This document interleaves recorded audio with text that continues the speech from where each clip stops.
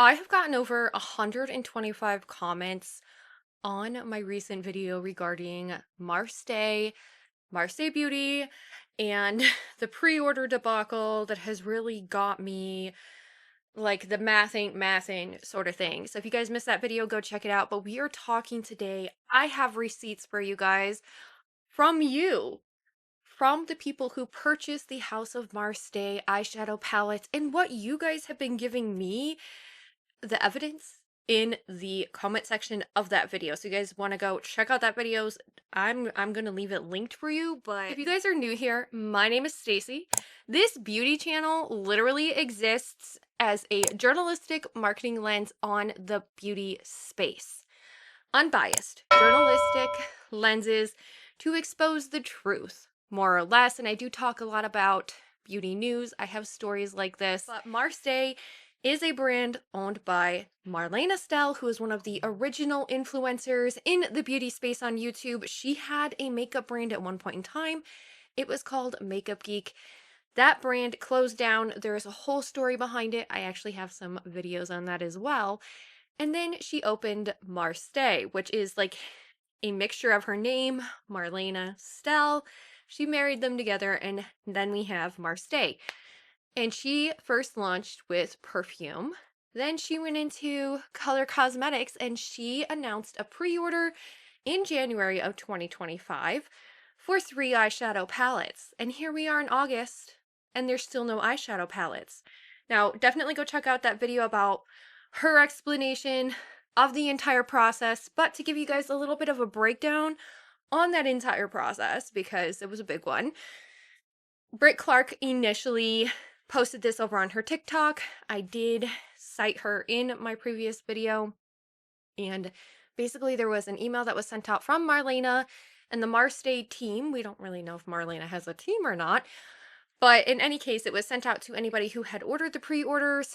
She had not been in communication with them very much, if at all, and she was telling them, okay, the palettes are going to be late.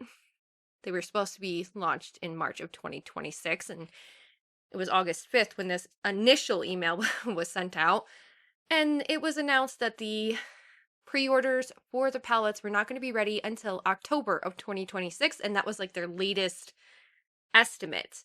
She also posted a video explaining what customers got. They were getting their Anissa brushes that she was providing to them for free. They could cancel their order, or they could wait, and they could actually pick a secondary palette to accompany their original order as well. So that was the things that like Marlena had proposed for this such a long wait with this pre-order. But now I have receipts about what has been going on with you, the customer. We're going to talk about it. Now we're going to look at the full evidence log of all the comments and what the general feedback has been regarding this launch in general, but then also the actual receipts from you as the buyer. Commenters who have mentioned that they ordered from Marste, and we're going to go through it. So we had Fly Girl 1205. Wait, you guys got an email offering an apology. A palette and brushes? I ordered in March and never got anything, and I've politely reached out to concierge in June and was told the palettes would be ready at the end of July. Another from JMG 1960 is that she canceled her order in July when she was told that they did not know when the palettes would be shipped. No excuse. She's been in the business too many years now. So I want you guys to think about the end of July claim that was told to me by Fly Girl, because in Marlena's August 5th apology, and she also had an unlisted video, the new estimate is October, which is crazy. That is a huge time difference from July to October. That's 3 months away. And it's not just the beginning of October, it's mid-October. One thing that we can take away from these two comments in particular is that one of them was actually given a mid-July, end of July ship date. And then we also have somebody who said that they didn't actually have a timetable for when the palettes would be ready.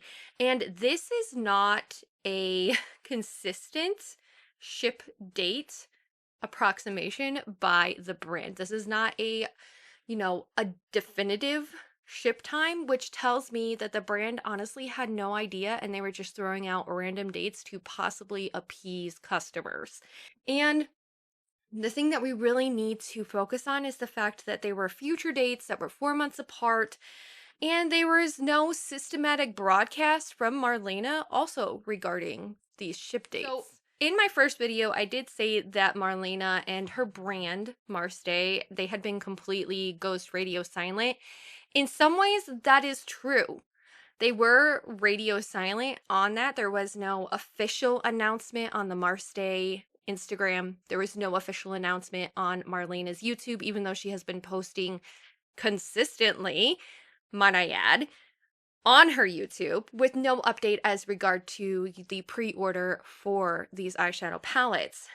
So while I do know that that is partially true, it seems that some people did not receive radio silence because they were emailing and questioning the brand about where's my product.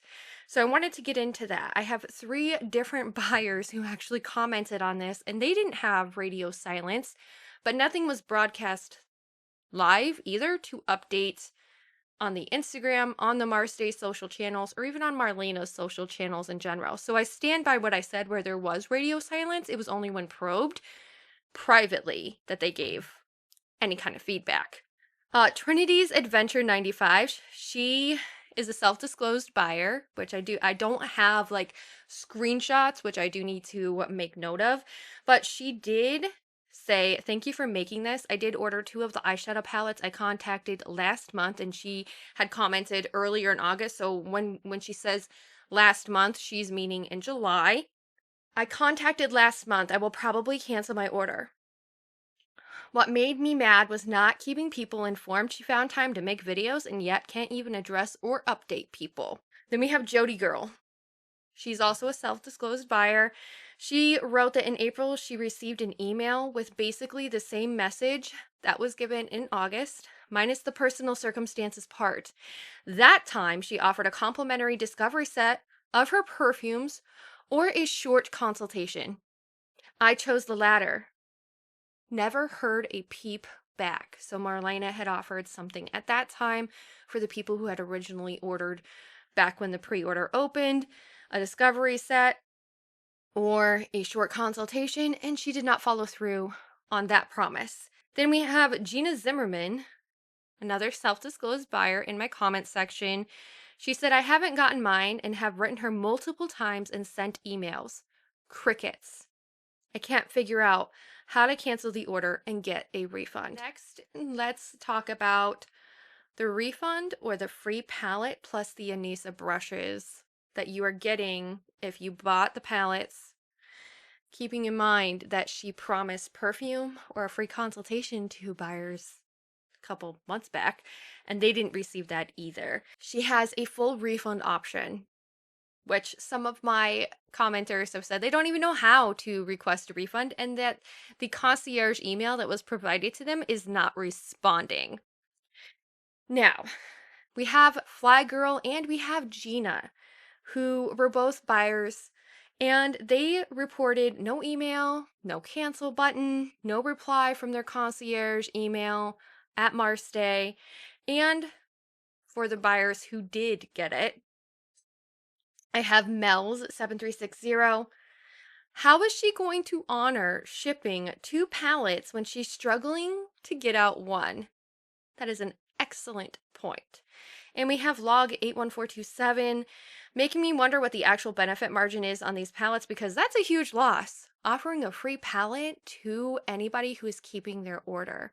That is a huge overhead loss. I have my most loved comments on that video, and I wanted to talk about them because they do make an impact, a huge impact. These are the comments that say that they didn't order. They weren't people who were customers of Marste, but this was just general feedback.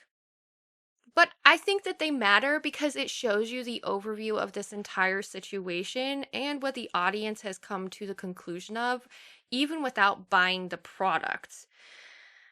So I'm not representing them as buyers. I'm representing them or presenting them to you as commentators. This is their exact language that they have used. So they're being labeled as observers or commentators, just in all of that.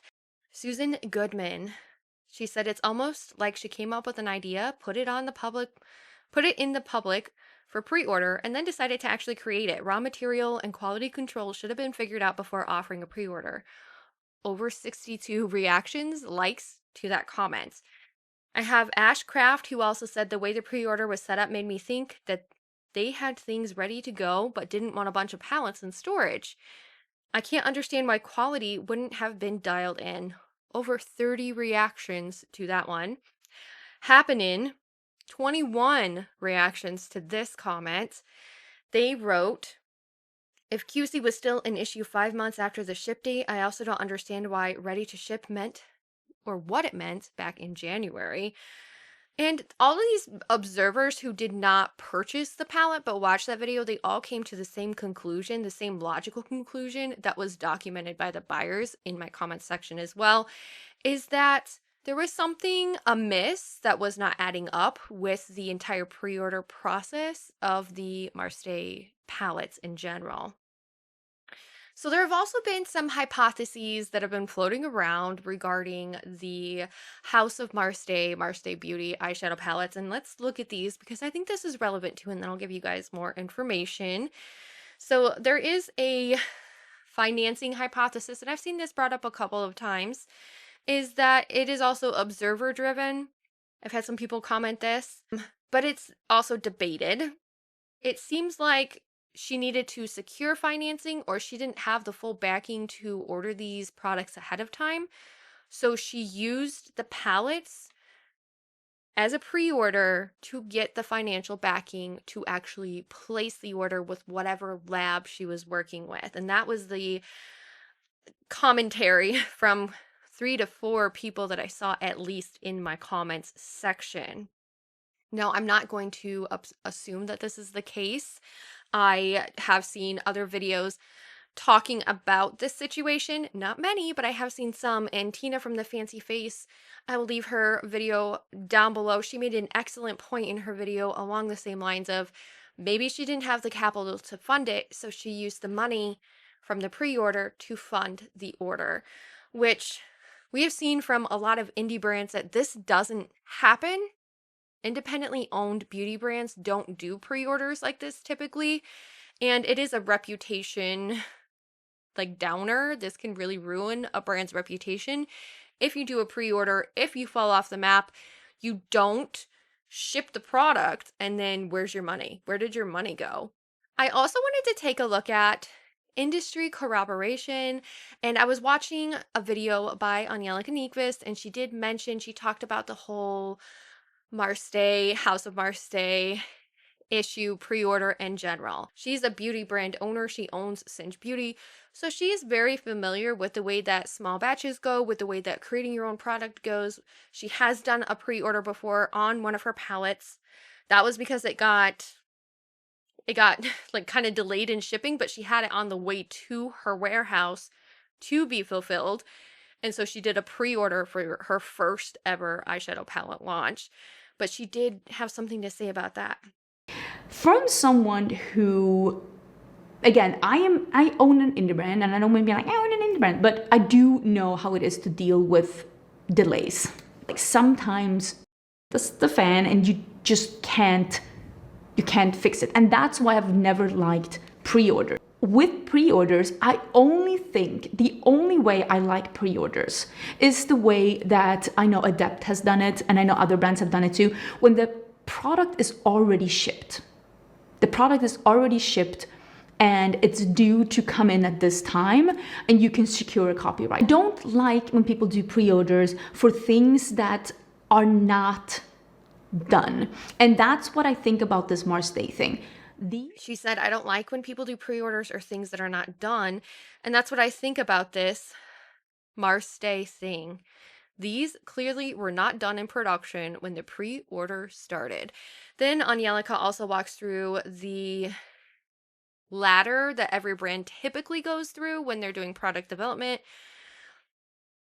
And Anglica said, I am gonna assume that they were going into production, something happened either with the batch samples. The batch samples, first you get the samples. The samples are just somebody, you know, blending in a lab, making formulas, and then you're like working with them to get the formula right. Then you're doing batch samples, which is basically you're doing like a full production sample. This is how it's gonna be in a full production. We're no longer mixing in little beakers in a like a testing lab. Now we're doing it with, you know, how it's going to be when we do the big batch, a batch sample. And then you approve that because sometimes there can be differences there. And I am assuming that something happened between the sample and the batch sample, or something went wrong in big production and they had to redo it. she explains that there are different stages of like a lab sample, a batch sample. So a lab sample is basically when they're in the lab and they're making lab samples. And then a batch sample is when it goes through full production, but it is a batch sample. And then you have the big batch, which is the mass production of the product. And any brand that says they have their own lab is 95% of the time lying to you, because most brands do not have their own lab, except for like brands like Seed Beauty, ColourPop, that is their lab. And on screen, Anglica also said maybe they needed cash flow for the business. Sometimes brands that do not have as much liquid might need to do a pre-sale to be able to fund the rest of the production. So I think with Marste, they probably had a problem somewhere in the sampling going to the batches, or they had a problem with the batch and they had to redo it, or maybe some other brands had to go before them and their date got pushed in the future. The thing is that they jumped the gun on the pre-order. Do not have as much liquid, might need to do a pre-sale to be able to fund the rest of the production. When you start a production, usually you pay 50% down deposit on the things that you're producing when the big production starts, when they start producing the big batch, and then you end up paying the other 50% when they are finished, which usually takes a couple of weeks. It can take somewhere between 2 to 6 weeks depending on how many you're making and, you know, the process and all of that. So think about it, 50% down to start the batch, 2 to 6 weeks to produce, and then a pre-sale to crowdsource the rest of the 50%. And we don't know if that's really what happened or not, but that's a possible scenario in this case. And I can't tell you. But what I can tell you is that Anglica's timeline actually makes a lot of sense. She actually has delayed one of her launches that was supposed to launch earlier this year, which she said in her video. It was supposed to launch in June, and she actually has delayed it till at least September because of different issues that have been happening with that. Anglica also says the only type of pre-order that she does endorse, and it's the opposite of a 7-month gap, honestly. She, and I quote, said the adept model: when the product is already shipped, and it's due to come in at this time, and you can secure it right now. I'm just saying that there are so many things that can go wrong with the pre-sale, and this launch has pretty much shown us all of them. Because she did it herself, like I said, for the Galactic Visitor palette when it was on its way, but not quite to the warehouse. It got delayed in shipping, and she did a pre-order, but she knew how many units she was getting in and how many units she was able to sell. And so she did a pre-order for that one so that when she had her Black Friday sale, people only paid one price for shipping instead of launching Galactic Visitor like a week or two after the Black Friday sale and them having to pay shipping twice. And that was honestly a great business move by Anglica. I think a great business move. And that's honestly what I mentioned in my video, was that that's the only time I've really ever seen a pre-order done, is that when it's on its way to the warehouse and it's been delayed, but they're already made. So like it's on its way, but it's not there yet. But you also know how many units you have coming, so how many units you can actually sell of as well. And it means that it's also been all paid for, all produced. It's been, you know, completely approved, and it's on its way. You're just waiting on it to arrive at the warehouse. And those are the types of pre-orders that I approve of as well, because then you're not waiting 7 months for a pre-order and you have no idea where your product is.